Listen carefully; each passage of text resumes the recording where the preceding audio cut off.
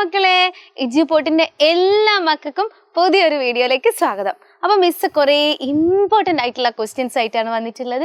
ഇത് നമ്മളെ പരീക്ഷയ്ക്ക് എന്തായാലും വരാൻ ചാൻസ് ഉള്ള ക്വസ്റ്റ്യൻസ് ആണ്. അപ്പോൾ എന്തായാലും എൻ്റെ മക്കളെ റിവൈസ് ചെയ്ത് പോകണം. ഇനി നമുക്ക് ചാപ്റ്റേഴ്സ് ഒന്നും ഇങ്ങനെ മറിച്ചിട്ട് പഠിക്കാനുള്ള സമയമില്ല. അപ്പോൾ മിസ്സിൻ്റെ കൂടെ തന്നെ പറഞ്ഞു പോയാൽ ഇത് ഓക്കെ സെറ്റായിരിക്കും.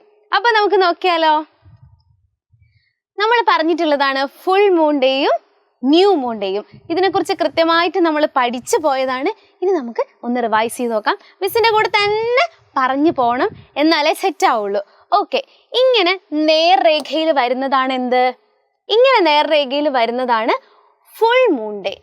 ഇങ്ങനെ ഇത്തരത്തിൽ നേർരേഖയിൽ വരുന്നതാണ് ഫുൾ മൂൺ ഡേ. അതായത് സൺ, എർത്ത്, മൂൺ. എർത്ത് നടുവിൽ വരുമ്പോൾ അതാണ് ഫുൾ മൂൺ ഡേ അല്ലെങ്കിൽ പൗർണമി. മൂൺ സെൻറ്ററിൽ വരുന്നതാണ് ന്യൂ മൂൺ ഡേ അല്ലെങ്കിൽ അമാവാസി. അപ്പോൾ നമുക്ക് നോക്കാം.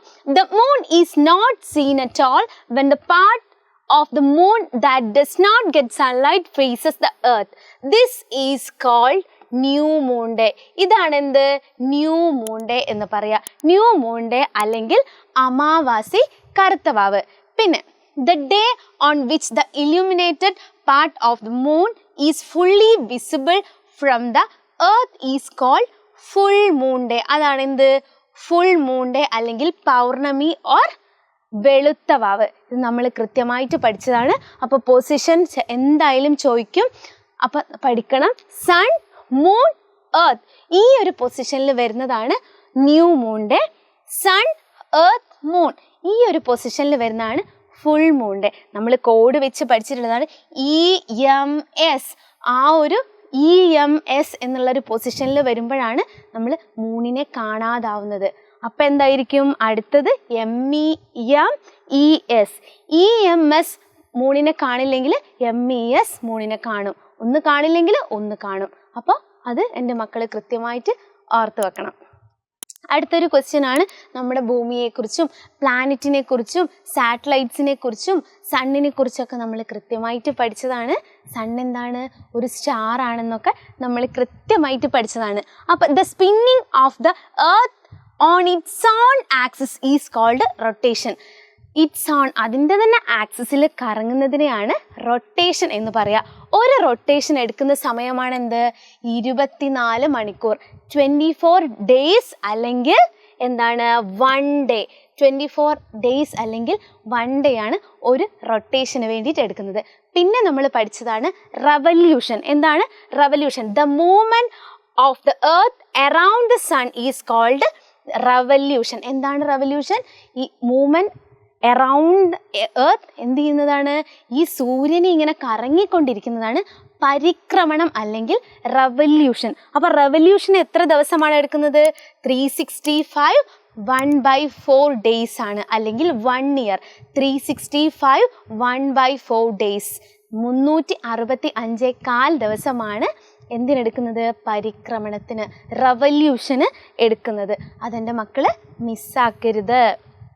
പിന്നെ നമ്മൾ പഠിച്ചിട്ടുള്ളതാണ് ഒരുപാട് കലാരൂപങ്ങളെക്കുറിച്ച് നമ്മൾ പഠിച്ചിട്ടുണ്ട്. എന്തൊക്കെ കലാരൂപങ്ങളാണ്?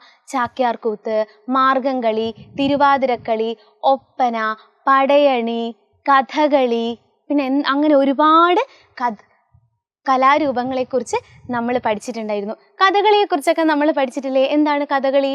കലകളുടെ രാജാവ് എന്നറിയപ്പെടുന്നത് കഥകളിയാണ്. അതേപോലെ നൃത്തത്തിനും നാട്യത്തിനും അഭിനയത്തിനും സംഗീതത്തിനും അങ്ങനെ എല്ലാത്തിനും ഒരുപോലെ പ്രാധാന്യം കൊടുക്കുന്ന ഒരു കലാരൂപം കൂടിയാണ് എന്ത്? കഥകളി. അതേപോലെ ഒപ്പന. മുസ്ലിം ജനവിഭാഗങ്ങൾക്കിടയിലാണ് കൂടുതലായിട്ടും ഒപ്പന നടക്കുന്നത്. സുറിയാനി ക്രിസ്ത്യാനികൾക്കിടയിൽ നടക്കുന്ന ഒരു കലാരൂപമാണ് എന്ത്? മാർഗംകളി. അങ്ങനെ ഒരുപാട് കലാരൂപങ്ങളെക്കുറിച്ച് നമ്മൾ പഠിച്ചിട്ടുണ്ട്. ഇതെന്തായാലും ഒരു ഷുവർ ക്വസ്റ്റ്യൻ ആണ്. ഇതിലേതെങ്കിലും ഒരു പിക്ചർ മക്കൾക്ക് തന്നിട്ട് ഈ പിക്ചർ ഐഡൻറ്റിഫൈ ചെയ്യാൻ പറയും. ഏത് പിക്ചറാണെന്ന് മക്കൾ അടിയിൽ എഴുതാൻ പറയും. അപ്പോൾ പിക്ചർ കൃത്യമായിട്ട് നോക്കി വെക്കണം.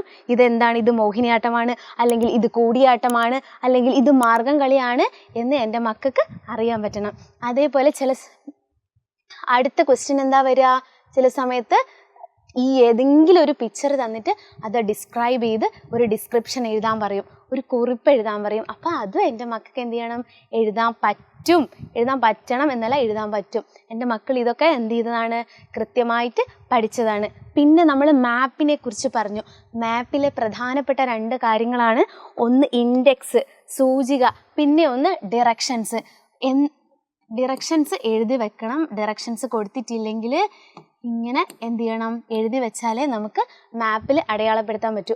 ഒരു മാപ്പിങ്ങനെ കുത്തനെ പിടിച്ചു കഴിഞ്ഞാൽ മുകളിലുള്ളത് നോർത്ത് വടക്ക്, താഴെയുള്ളത് സൗത്ത് തെക്ക്, ഈ ഭാഗത്ത് ഈസ്റ്റും ഈ ഭാഗത്ത് വെസ്റ്റും, അതായത് കിഴക്കും പടിഞ്ഞാറും. സൂര്യൻ ഉദിക്കുന്നത് കിഴക്ക്. ഓക്കെ, അങ്ങനെ ഡിറക്ഷൻസ് നോക്കി ഇങ്ങനെ ഇൻഡെക്സ് കൊടുത്തിരിക്കും. അത് ചിലപ്പോൾ മാപ്പിൽ അടയാളപ്പെടുത്താൻ വേണ്ടി ചോദിക്കും. അപ്പോൾ എൻ്റെ മക്കൾ ഈ ഡിറക്ഷൻ നോക്കി ഈ ഭാഗത്തോട്ടാണെങ്കിൽ വെസ്റ്റ് ആയിരിക്കും, ഈ ഭാഗത്തോട്ടാണെങ്കിൽ നോർത്ത് ആയിരിക്കും. അങ്ങനെ ഡിറക്ഷൻസ് അടയാളപ്പെടുത്താൻ എൻ്റെ മക്കൾക്ക് പറ്റണം. പ്രധാനപ്പെട്ട വിനോദസഞ്ചാര കേന്ദ്രങ്ങളൊക്കെ അടയാളപ്പെടുത്താനും അതേപോലെ ക്യാപിറ്റൽ ചോദിച്ചാൽ അത് അടയാളപ്പെടുത്താനൊക്കെ എൻ്റെ മക്കൾക്ക് പറ്റണം. ക്യാപിറ്റൽ തിരുവനന്തപുരം, അപ്പോൾ ഇവിടെ ഇങ്ങനെ അടയാളപ്പെടുത്താനൊക്കെ എൻ്റെ മക്കൾക്ക് ഇൻഡെക്സ് നോക്കിയിട്ട് ഇൻഡെക്സിൽ ക്യാപിറ്റലിന് ഈ ഒരു രീതിയിലാണ് കൊടുത്തെങ്കിൽ അത് ഇങ്ങനെ മാപ്പിൽ അടയാളപ്പെടുത്താൻ എൻ്റെ മക്കൾക്ക് പറ്റണം. പിന്നെയുള്ള അങ്ങനെ നമ്മൾ ചില മാപ്പ് കൊടുത്തിട്ട്, സ്കൂളിൻ്റെ ഒക്കെ മാപ്പ് കൊടുത്തിട്ടുണ്ടെങ്കിൽ ആ മാപ്പിൽ നമ്മുടെ വെള്ളം എവിടെ സ്ഥിതി ചെയ്യുന്നു, ഏത് നമ്മുടെ കിച്ചണിൻ്റെ ഏത് ഭാഗത്താണ് വെല്ല് എന്നൊക്കെ ചോദിക്കും. അപ്പോൾ ഡിറക്ഷൻസ് അടയാളപ്പെടുത്താൻ എൻ്റെ മക്കൾക്ക് പറ്റും. ഇതൊക്കെ നമ്മൾ പഠിച്ചിട്ടുള്ള ക്വസ്റ്റ്യൻസ് ആണ്. അപ്പോൾ ഈ ഒരു ഇമ്പോർട്ടൻറ്റ് ക്വസ്റ്റ്യനും കൂടി എൻ്റെ മക്കൾ നോക്കിക്കഴിഞ്ഞു. മിസ്സിൻ്റെ കൂടെ തന്നെ പറഞ്ഞു പോയതാണ്. അപ്പോൾ എൻ്റെ മക്കൾക്ക് ഓൾ ദി ബെസ്റ്റ്. എക്സാം കൃത്യമായിട്ട് നന്നായിട്ട് എഴുതി വരണം. എല്ലാവർക്കും നന്നായിട്ട് എഴുതാൻ പറ്റും. അപ്പോൾ ഓൾ ദി ബെസ്റ്റ്. മറ്റൊരു വീഡിയോ ആയിട്ട് കാണുന്നതുവരേക്കും ബൈ.